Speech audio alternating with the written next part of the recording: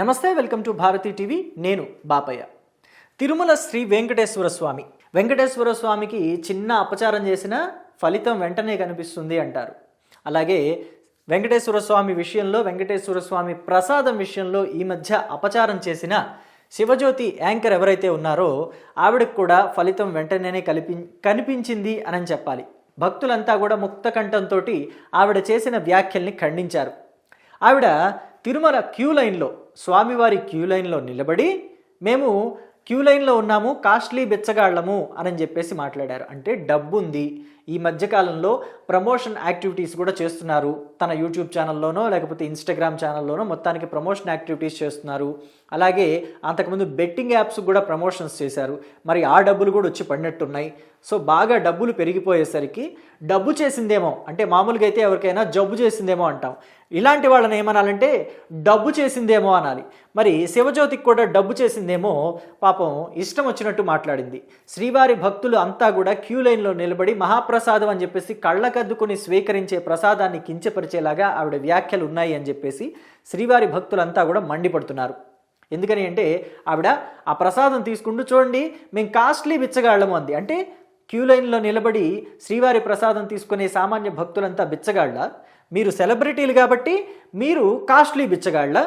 So అంటే మేము బిచ్చగాళ్ళం, costly, మేము గొప్ప అని చెప్పడమా? సామాన్య భక్తులందరినీ కూడా కించపరచటమా? ఇది వీళ్ళ వైఖరి. దీని మీద ఆవిడ ఇదిగోండి ఈ వీడియోని రిలీజ్ చేశారు. మేము కావాలని అలా అనలేదు, ఎవరిని కించపరచడానికి అనలేదు. మేము 10,000 రూపీస్ L1 లైన్లో ఉన్నాము, అప్పుడు ప్రసాదం తీసుకుంటూ ఆ మాటలు అన్నాము అని చెప్పేసి. అంటే L1 లైన్లో ఉన్న వాళ్ళంతా ధనవంతులు కాబట్టి మీరు సామాన్య భక్తుల్ని ఇలా కించపరుస్తూ మాట్లాడతారా అని చెప్పేసి అసలు ముందు చేసిన వ్యాఖ్యల కన్నా ఇప్పుడు ఎక్కువ మండిపడుతున్నారు. మొత్తం మీద ఆవిడ వ్యాఖ్యలు, ఆవిడ క్షమాపణలు ఎక్కడా కూడా ఆమోదయోగ్యంగా లేకపోయేసరికి టీటీడీ పాలక మండలి ఏం చేసిందంటే ఆవిడ ఆధార్ని బ్లాక్ చేసింది. నేను చెప్పాను కదా, శ్రీవారికి కోపం వస్తే పర్యవసానాలు తీవ్రంగానే ఉంటాయి అని చెప్పేసి. చాలామంది ఏమంటున్నారంటే పాపం గర్భవతి, 7వ నెల గర్భవతి ఆవిడ, ఇంకొక 2 నెలలు పోతే 12 బిడ్డకి జన్మనిస్తుంది, అలాంటి ఆవిడ మీద టీటీడీ చర్యలు తీసుకోవడం ఏంటి, పాపం మరీ ఆధార్ బ్లాక్ చేయడం మరీ అన్యాయం కదా అని అంటున్నారు. అన్యాయమా అన్యాయం కాదా పక్కన పెడితే, మరి శివజ్యోతిని ఒక్కదాన్నే శిక్షించడం మాత్రం అన్యాయమే అంటాను నేను. తిరుమల తిరుపతి దేవస్థానం విషయంలో అపచారానికి పాల్పడిన ప్రతి ఒక్కరిని శిక్షించాలి కదా, శివజ్యోతిని ఒక్కదాన్నే శిక్షించడం ఏంటి? శివజ్యోతి పిల్ల పిచ్చుక, అసలు బ్రహ్మాస్త్రం వదలాల్సింది రోజా మీదకి కదా. రోజాని ఎందుకు వదిలేశారంటే ఈవిడ చిన్న ఆర్టిస్టు, చిన్న సోషల్ మీడియాలో చిన్న ఇన్ఫ్లుయెన్సర్ కాబట్టి, అంటే అంత పెద్ద సెలబ్రిటీ కాదు కాబట్టి ఈవిడ్ని వెంటనే అంటే బ్లాక్ చేశారా? ఈవిడ ఆధార్ కార్డ్ని వెంటనే బ్లాక్ చేశారా? మరి రోజా ఆధార్ కార్డు ఎందుకు బ్లాక్ చేయటం లేదు? ఆవిడకి ఇంకా విఐపి దర్శనాలు ఎందుకు కల్పిస్తున్నారు? ఈ క్వశ్చన్ నేను ఎందుకు అడిగానంటే, రోజా చూడండి ఎప్పుడొచ్చినా కానీ గుంపులుగా జనాన్ని వేసుకొస్తుంది. ఆవిడెప్పుడు ఒంటరిగా రాదు, ఒంటరిగా వచ్చి దర్శనం చేసుకొని వెళ్ళదు. మనం చాలామంది సెలబ్రిటీస్ని చూస్తుంటాం.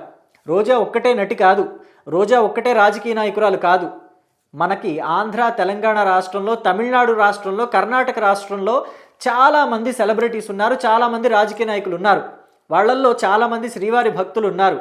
సినిమాల్లో కూడా రోజాని మించిన నటులు ఉన్నారు. రోజా ఏమి అంత పెద్ద తోపు తీస్మార్ ఖాన్ యాక్టర్ ఏం కాదు. సో రోజా కన్నా మించిన నటులు ఉన్నారు.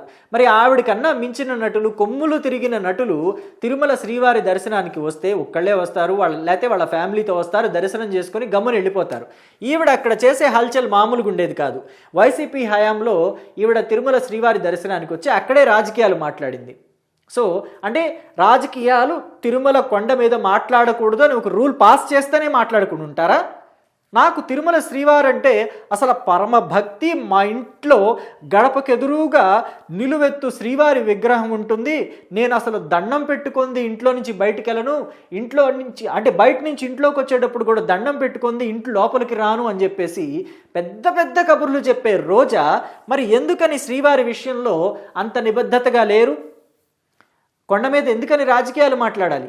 కొండ మీదకి తనతో పాటు ఎందుకని అంతమంది భక్తుల్ని వెంటేసుకుని రావాలి? ప్రతిసారి ప్రతిసారి ఆవిడ ఒక 50 మందికి 25 మందికి తక్కువ కాకుండా వేసుకొచ్చేవారు, తనతో పాటు ఒక గుంపును వేసుకొచ్చేవారని చెప్పేసి ఆరోపణలు ఉన్నాయి.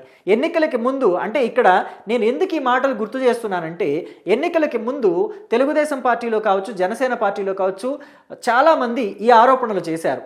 ఎన్నికలు అయిపోయినాయి, వైఎస్ఆర్ కాంగ్రెస్ పార్టీ ఓడిపోయింది, రోజా కూడా అత్యంత భారీ స్థాయిలో ఓటమిని చవిచూసింది, తన జీవితంలో ఇంకెప్పుడూ కూడా అవతల వాళ్ళ మీద అంతటి స్థాయిలో విజయాన్ని దక్కించుకోలేనంత స్థాయిలో ఈవిడ ఓటమిని చవిచూసింది, ఆవిడ జీవితంలో ఇంకా అంత మెజారిటీ ఎవరి మీద సాధించలేదు, ఆవిడ మీద సాధించినంత మెజారిటీ గాలి భానుప్రకాష్ నాయుడు తన మీద సాధించిన మెజారిటీ ఇంకా జీవితంలో ఆవిడ ఎప్పుడూ కూడా అవతల వాళ్ళ మీద సాధించలేదు. అంతటి దారుణ పరిస్థితుల్లో ఓడిపోయిన ఆవిడ మరి ఆవిడ మీద ఎందుకని చర్యలు తీసుకోవట్లేదు, ఇంకా ఆవిడని ఎందుకని ఉపేక్షిస్తూ వస్తున్నారు? ఆవిడ మంత్రి కాదు, ఆవిడ ఎమ్మెల్యే కాదు, ఆవిడ అట్లీస్ట్ గ్రామ సర్పంచ్ కూడా కాదు, జస్ట్ మాజీ ఎమ్మెల్యే, మాజీ మంత్రి. మరి ఎందుకని చర్యలు తీసుకోవట్లేదు? విజిలెన్స్ విచారణలో ఆవిడ అవినీతి చేసినట్టుగా ఆధారాలు దొరికాయని చెప్పేసి అంటారు, కానీ ఆవిడ మీద చర్యలు తీసుకోరు. మహిళ అని చెప్పేసి ఉపేక్షిస్తున్నారా, లేకపోతే శివజ్యోతి కన్నా పెద్ద ఆర్టిస్టు, శివజ్యోతి కన్నా పెద్ద యాంకరు అని చెప్పి వదిలేస్తున్నారు? ఎందుకంటే రోజా యాంకరింగ్ కూడా చేసింది కాబట్టి, రోజా యాంకరింగ్ కూడా చేసింది బుల్లితెర మీద, కొన్నాళ్ళు ఖాళీగా ఉన్నప్పుడు యాంకరింగ్ కూడా చేసింది. సో మరి ఎందుకు వదిలేస్తున్నారు? ఆ కారణాలతోనే వదిలేస్తున్నారా, లేకపోతే పొలిటికల్గా ఆవిడని అరెస్టు చేస్తే ఆవిడకి ఏమైనా సింపతి వెళ్తుందని ఆలోచిస్తున్నారా? సింపతి ఎందుకు వెళ్తుంది? సింపతి వెళ్ళే అవకాశం లేదు కదా. ఎవిడెన్సెస్ తోటి అరెస్ట్ చేస్తున్నారు, ఎవిడెన్సెస్ తోటి అరెస్ట్ చేసినప్పుడు ఆవిడ తప్పు చేసింది కాబట్టి అరెస్ట్ చేస్తున్నాం, ఇదిగోండి పబ్లిక్ డొమైన్లో పెడుతున్నాము ఆధారాలు అని చెప్పేసి కోర్టుకి ఇవ్వటమే కాదు, పోలీసుల దగ్గర ఉండటమే కాదు, కావాలంటే ప్రతి గ్రామ సర్పంచ్ది కార్యాలయం గోడలు కంటిస్తామని చెప్పేసి అంటించవచ్చు కదా. ఎందుకు ఆధారాలని దాచటం ఎందుకు? ఆవిడ తప్పు చేసింది కాబట్టి అరెస్ట్ చేశామని చెప్పేసి అరెస్టు చేయొచ్చు కదా. సో అందుకనే నేను జ్యోతక్క పిల్ల పిచ్చుక, రోజా మీద చర్యలు ఎప్పుడు, రోజా లాంటి వాళ్ళ మీద బ్రహ్మాస్త్రం ఎప్పుడు అన్నట్టుగా టైటిల్ పెట్టాను. మరి నా మాటల్లో ఏమన్నా తప్పుందా? తప్పుంటే దయచేసి కమెంట్ బాక్స్లో తెలియచేయండి, నన్ను నేను సరి చేసుకుంటాను. నెక్స్ట్ టైము ఇలాంటి వీడియోస్ ఎప్పుడు చేయకుండా ఉంటాను. ఎందుకంటే తిరుమల శ్రీవారు అంటే నాకు కూడా అమితమైన భక్తి. మా నాన్నగారు ప్రతి సంవత్సరం 2 సార్లు వెళ్తారు తిరుపతి. ఆయన వయసు 70 దాటింది, అయినా ఆయన ప్రతి సంవత్సరం 2 సార్లు తిరుపతి వెళ్తారు. ఇలా విఐపి దర్శనాల్లో మాత్రం కాదు, సామాన్య క్యూలోనే, సర్వదర్శనం క్యూలోనే. కాబట్టి మరి నాకైతే అడిగే హక్కు ఉంది అని చెప్పేసి నేను అడిగాను. మీకు అడిగే హక్కు ఉంటే కమెంట్ బాక్స్లో తెలియచేయండి, ఎప్పుడు రోజా మీద చర్యలు తీసుకునేది అని చెప్పేసి. లేదా నువ్వు మాట్లాడేది తప్పు అబ్బాయి, అలా మాట్లాడకూడదు, అలా చెప్పకూడదు అని చెప్పేసి చెప్పండి. రెండోసారి ఇలాంటి వీడియోస్లో ఇలాంటి కామెంట్స్ చేయకుండా ఉంటాను. Thank you.